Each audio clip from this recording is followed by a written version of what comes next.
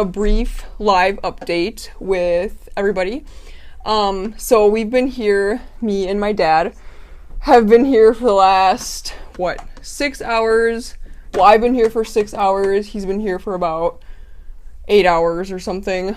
But what we've been doing is we've been working on some things that involve the ministry in the Philippines, and I've just been excited about it lately. Yesterday I got to get on the call with Pastor Roy, who's working with the children in the Philippines. His son Cyrus got on a call with me yesterday, and I was just able to talk with him and have him kind of share about, the students there, because we have donors here in Minnesota and different areas in the world, Bulgaria, other parts of the US, probably other parts of the world that I don't even know about, but we have donors who are giving consistently and supporting children over in the Philippines, specifically Tondo, which is one of the poorest countries in the world, or cities in the world.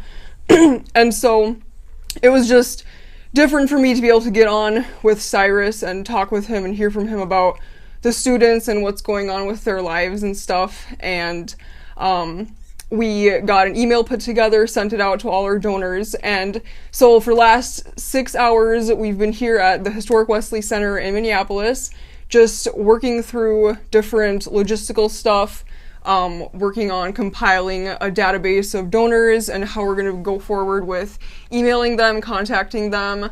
And for those of you who are watching or will be watching who have been a part of our donations already, it's just really cool to know that you guys are still actively involved, and we look forward to expanding this. And I was just telling my dad a little bit ago how, this whole project takes a lot of time, but we can really commit to it, and we can really add some force to it and just expand and help more children. And, right now we have about 20 students who are, where am I supposed to be looking, by the way? Is it over here? It's here. I don't even know. All right, let me get rid of this so it doesn't confuse you. Where's the camera? That's the camera right here. Okay, because it looks like I'm looking off into nowhere. But anyways. You're fine. Okay, so I think folks, if you can give us just a brief thumbs up that you can hear us, that would be helpful. Yeah, we have cameras on or mics on. Yeah, I think everybody can hear, but yeah.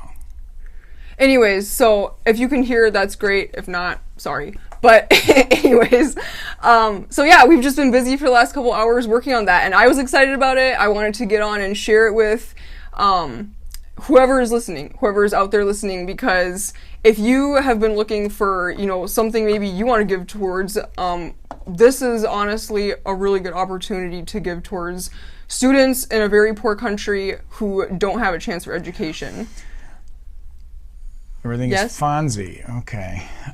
So let's just give some background here, because I think, if you're tuning in for the first time, Emily is helping on a totally volunteer basis with this ministry.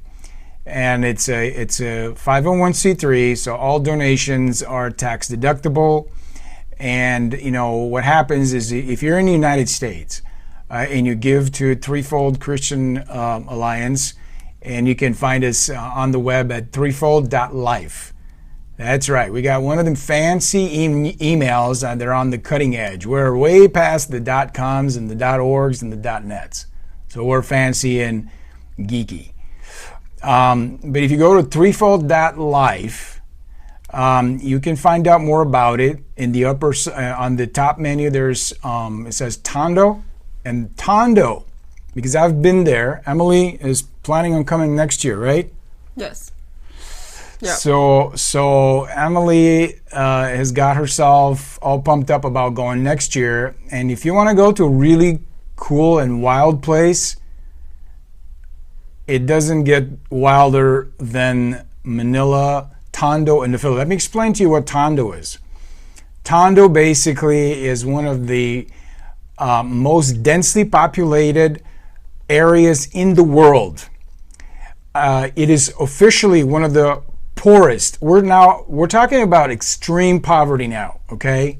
Extreme poverty, and to a point where when I was there, the stench, it's like a garbage city. And what happens is the city of Manila dumps, you've seen the pictures. Yep. Yeah, right? Hey, Calvin. Good to see you. Hey, Calvin. Hi, we're talking. Now, here's someone who's also been to India and Africa and a bunch of places, and he knows what extreme poverty is. A lot of people don't know what extreme poverty is. By the way, since you've come on, go ahead and share that stream because we think it's cool, because we think that more people need to hear about this, okay? I've been involved with the Philippines now for the last 6 years, and we've been kind of, getting deeper and deeper, more deeply involved in this. So we think that if people heard more about it, they knew more about it, we think that a lot of people would actually go, yeah, I totally want to do this. Because we're talking about extreme poverty.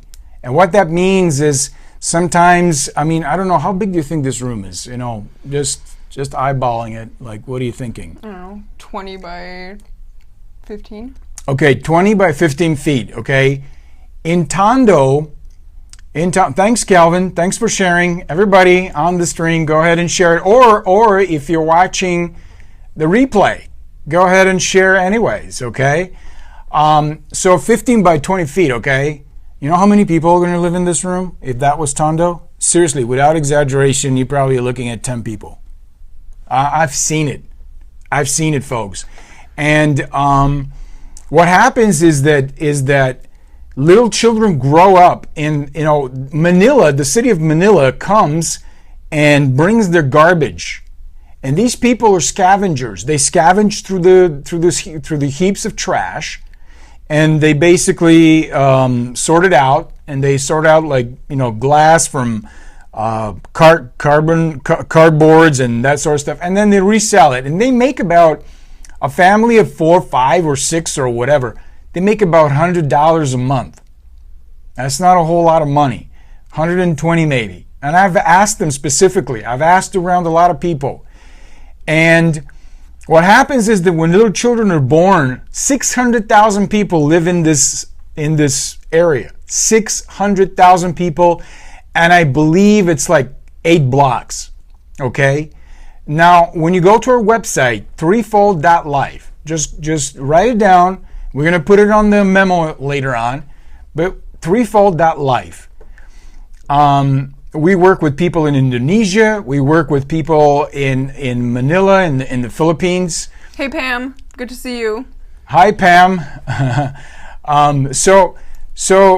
600 people, 600,000 people in 8 block radius, okay? And all of the city of Manila brings their garbage and they scavenge through it, and whatever they can find of value, they resell it, and they make about $120 a month. So you're not going to believe this, but there's an actual church in the garbage city. There's this pastor that connected with me some 6 years ago, and he's going there. He's ministering to these people. He's not just going visiting and leaving. He is there all the time.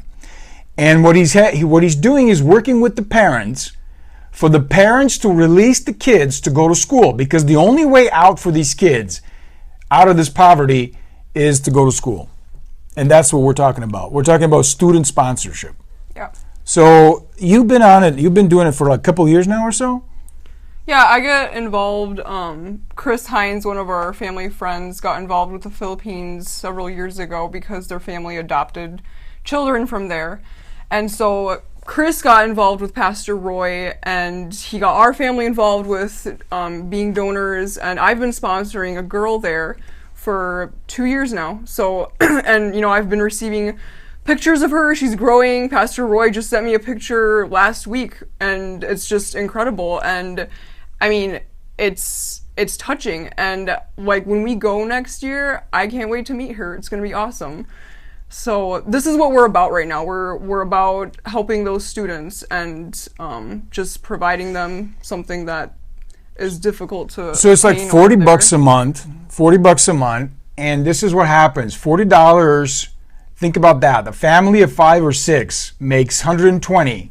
So $40 is what what the child needs to be able to get a school uniform, to be able to get on the bus, To go feed themselves throughout the day. to get lunch to go to school. Yeah, and their school days run from 6 a.m. to 5 p.m. So that's a really long school day.